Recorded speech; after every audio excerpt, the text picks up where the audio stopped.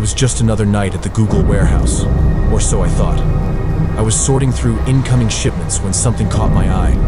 A massive, unmarked crate. Inside, a black box. No label. No invoice. It seemed harmless at first, but when I plugged it in, everything changed. The air grew colder. The walls twisted. And then, I saw him. A figure, standing still, just watching me. But when I turned to run, he was gone. Or was he? Tonight, we're diving into 3 terrifying true Google warehouse horror stories that will make you think twice before starting your job at Google. Keep watching to find out what happened next. But before we start, don't forget to hit that subscribe button and ring the bell so you'll never miss a spine-tingling episode. If you're enjoying the content, don't forget to like, comment, and share the video. And if you want even more, stay connected with us on our social media platforms for more creepy content. Thank you all for being part of this journey with me. And now let's dive into the darkness together.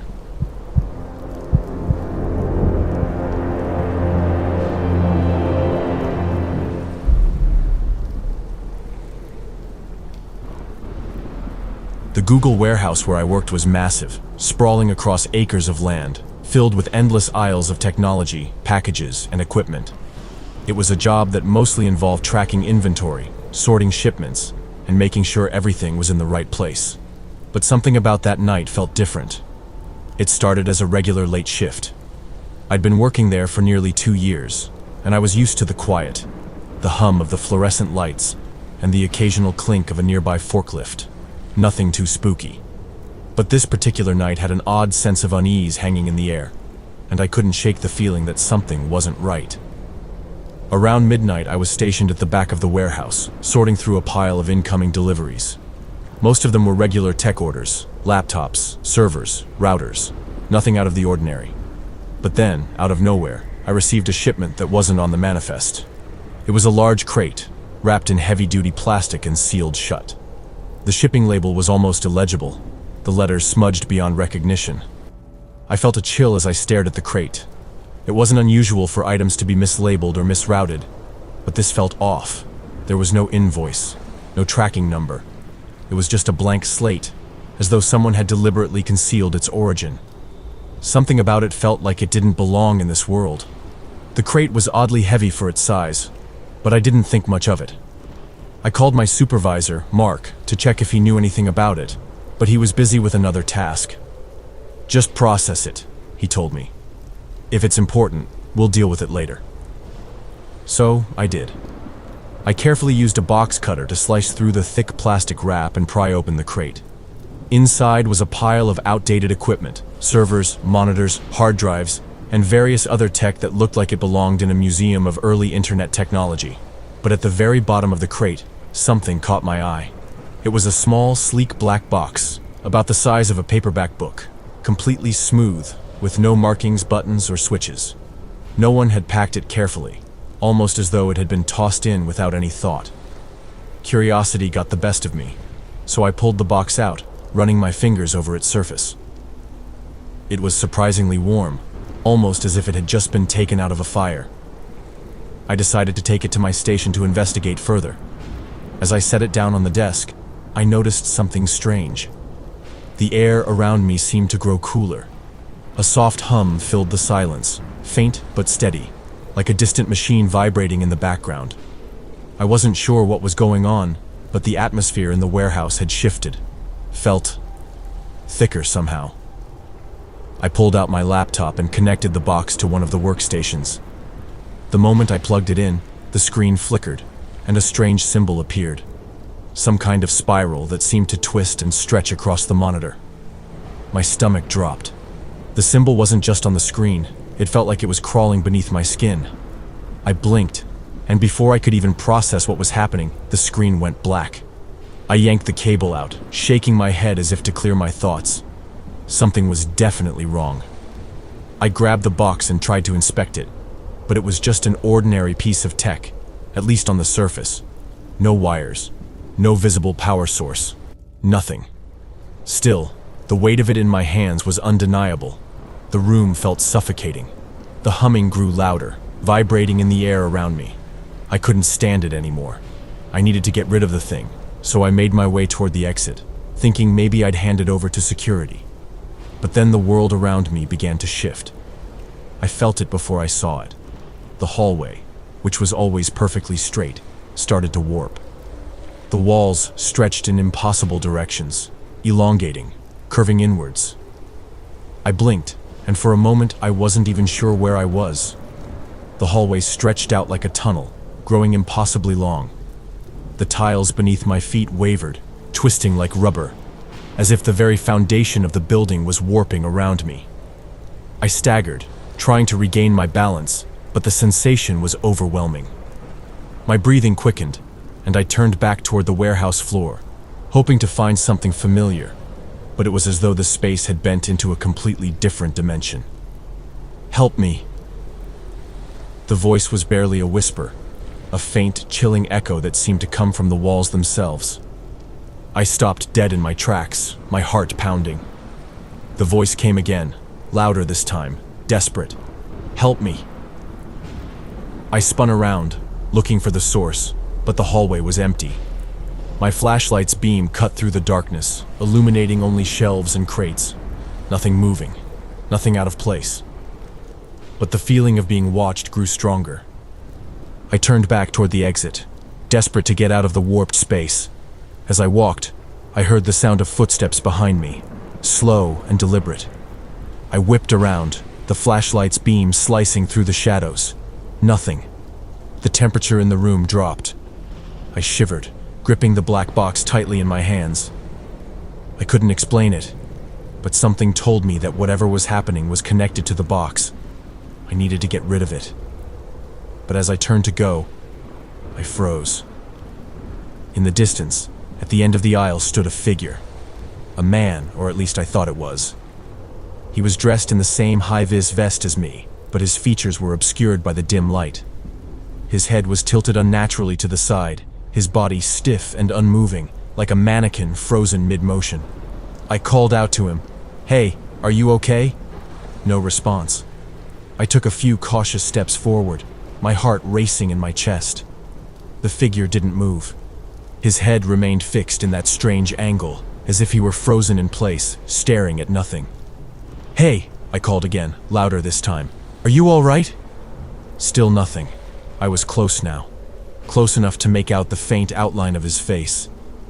His eyes were wide open, too wide, staring blankly, lifeless. His mouth hung slightly open, as though he was about to speak, but no words came out. I reached out, my hand trembling, and touched his shoulder. The moment my fingers made contact, the air around me turned freezing cold, like I'd opened a door into another world. I jerked my hand back, stumbling backward in a panic, and that's when the figure did something impossible. He simply vanished. One moment he was there, and the next there was nothing, no trace, no sign of him. He had disappeared without a sound, without a trace, like he had never been there in the first place. My mind raced. I didn't know if I had imagined it, or if it had been some kind of trick of the light, but the weight of that moment stayed with me. I grabbed the black box, running back toward the front of the warehouse as quickly as I could, trying to shake off the overwhelming sense of dread. The rest of the night passed in a blur, the hum of the lights, the feeling of being watched, and the faint whispering that seemed to echo from the walls. By the time I finished my shift, I was a wreck. My supervisor was long gone, and the security guard had his back turned, busy with paperwork, unaware of what had just transpired. I didn't want to stay another minute. I dropped the black box onto his desk, without saying a word, left the building, and never looked back. I'm still haunted by that night. Every time I pass by that warehouse, I can't help but wonder what really happened, what that box was, and why it seemed to alter everything around it. I never told anyone about the figure, about the whispering voices, about the warping hallway. They would have thought I was crazy, but I know what I felt. I know what I saw, and I know something isn't right with that warehouse.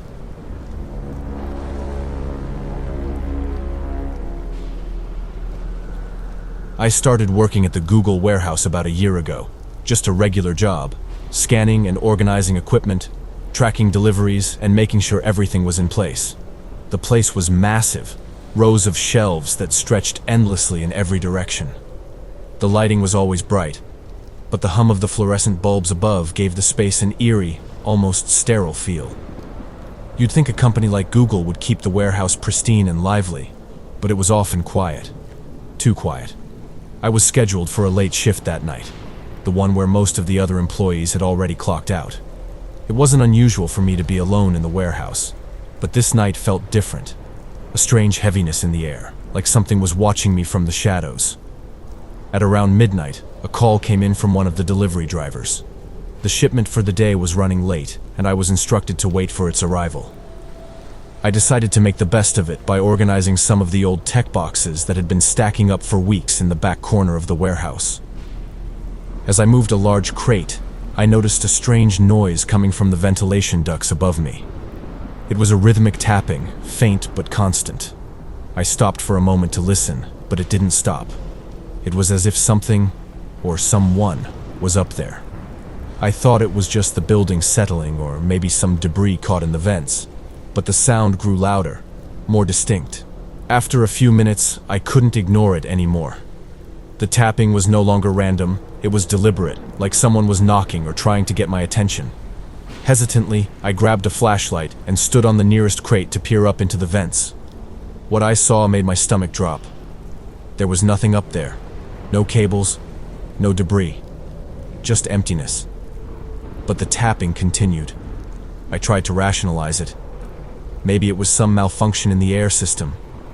But deep down, I felt that gnawing unease that told me something wasn't right. I tried to ignore the noise and return to my task, but the tension in the air only seemed to build. Then I heard it. A low whisper, coming from behind me. "Help me!" The voice was barely audible, a soft, pleading sound that made the hair on my neck stand up. I spun around, shining the flashlight into the rows of empty shelves. Nothing. Just stacks of old equipment. I walked cautiously toward the back of the warehouse, my heart pounding in my chest. The whispering seemed to be coming from somewhere deeper, somewhere hidden. I moved down the aisles, the sound growing louder with every step, until I found myself in a narrow passage between two massive stacks of crates. That's when I saw it. At first, I thought it was a trick of the light, but the longer I looked, the clearer it became. There, against the far wall, was a figure.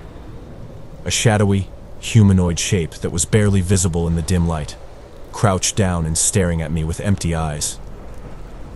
The figure didn't move at first. It just watched me, its head cocked at an unnatural angle.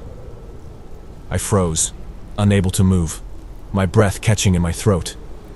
The whispering continued, louder now, as if dozens of voices were speaking at once. "Help me!" they all begged. "Help us!" I felt a chill spread through my body, and without thinking, I turned and bolted back toward the main aisle, running as fast as I could. I didn't stop until I reached the front entrance, where the night security guard was still sitting in his chair, watching the surveillance monitors. I didn't tell him what happened.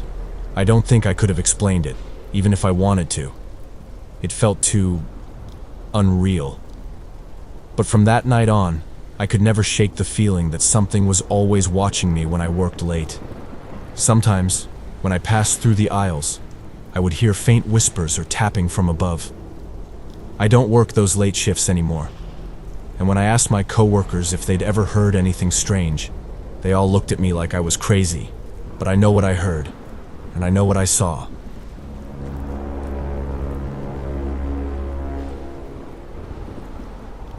It was a typical graveyard shift at the Google warehouse. A long night of sorting packages, scanning inventory, and preparing orders for the morning shift. I had been working there for over a year, and I'd grown accustomed to the late hours. Most of the time, it was quiet, save for the hum of the fluorescent lights above and the occasional sound of the forklifts in the distance. But that night felt different. I couldn't quite put my finger on it, but something in the air felt wrong. I arrived at work just as the sun was setting, ready for my shift. The others had already clocked out for the night, leaving me alone to take care of the last few tasks. The vastness of the warehouse felt almost oppressive when it was empty. The long aisles, stacked high with packages and tech gear, stretched endlessly in every direction. It was easy to lose yourself in the maze of shelves, and sometimes I wondered how anyone could find anything in such a vast, empty space. It was just after midnight when I noticed something strange. As I walked down one of the aisles near the far end of the warehouse, I saw a figure standing there, partially obscured by the stacks of boxes. At first I thought it might be one of the other employees, but when I squinted, I realized I didn't recognize him. He was standing completely still, facing the wall at the end of the aisle with his back to me. He was wearing the usual high-vis vest we all wore at the warehouse, but his body language was off. He wasn't moving, not even a twitch. It was like he was frozen in place. "Hey!" I called out, walking toward him. "Are you okay?" No response.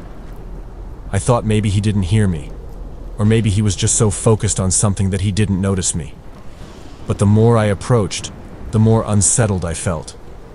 The way he stood there, completely motionless, was unnerving. "Hey!" I called again, now much closer. Still nothing. I finally stopped a few feet behind him, staring at the back of his head. There was something strange about the way he stood. It was almost like he was unnaturally rigid, like he was a mannequin, or worse, like he was waiting for something. I reached out and gently tapped him on the shoulder, my voice still tinged with concern. "Are you okay, man?" The moment my fingers made contact with his shoulder, the temperature in the aisle dropped. Just a few degrees at first, but enough to make me shiver. The hairs on my neck stood up. The man's body felt unnaturally cold, almost like touching a block of ice. Then, with a suddenness that made my blood run cold, he slowly turned his head. It wasn't a casual turn. It was more like the slow, deliberate movement of something mechanical, like the gears of a clock grinding against each other. His head tilted at an angle that seemed impossible, as though his neck wasn't built to turn that way. I took a step back, feeling a rising panic in my chest.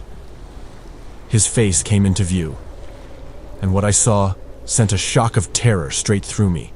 His eyes were wide open, but they were completely blank. No emotion, no recognition. They were just wide, glassy, and unblinking. His mouth hung slightly open, but there was no sound.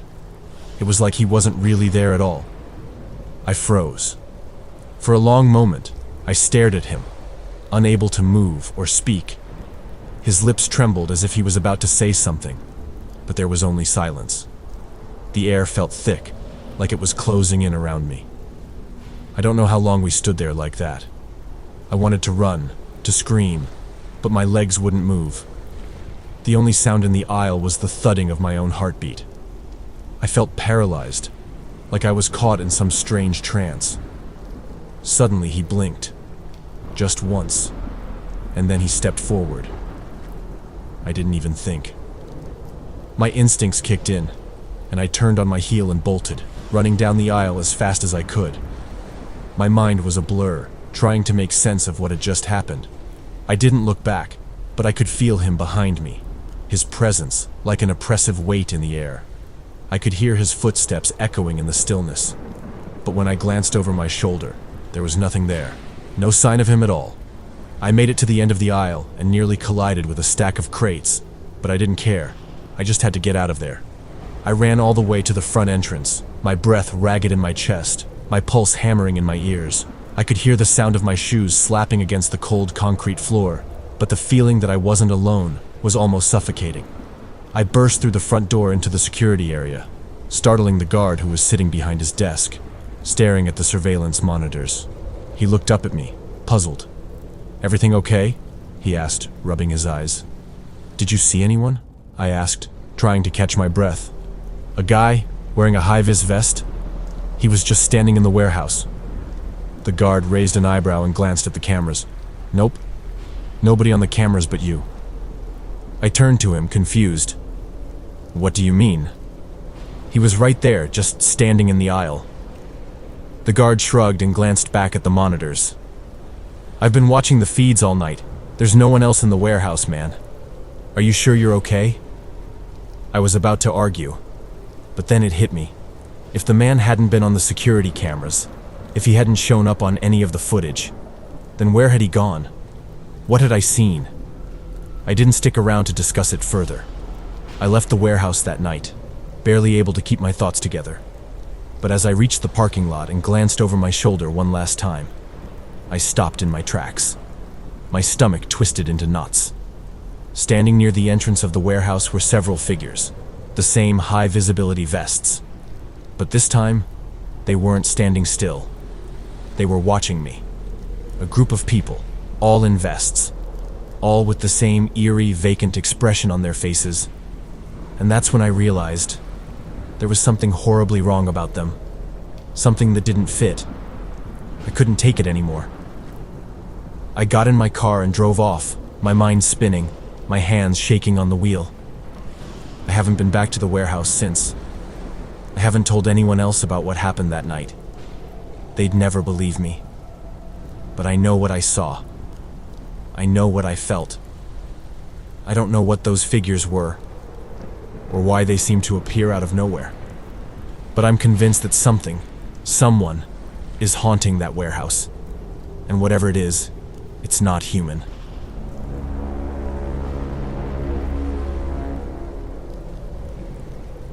If you've experienced a terrifying event or have a horror story to tell, we at AG Horrors want to hear from you. Share your experiences with us on Reddit, and let's uncover the mysteries hiding in the shadows together. And if you want to support the channel and help us bring even more terrifying content, consider checking out our support options on Patreon or Ko-fi. Your support means the world to us. Be sure to like and subscribe to our channel for more spine-chilling stories like this one. And now, stay tuned for the next horror episode.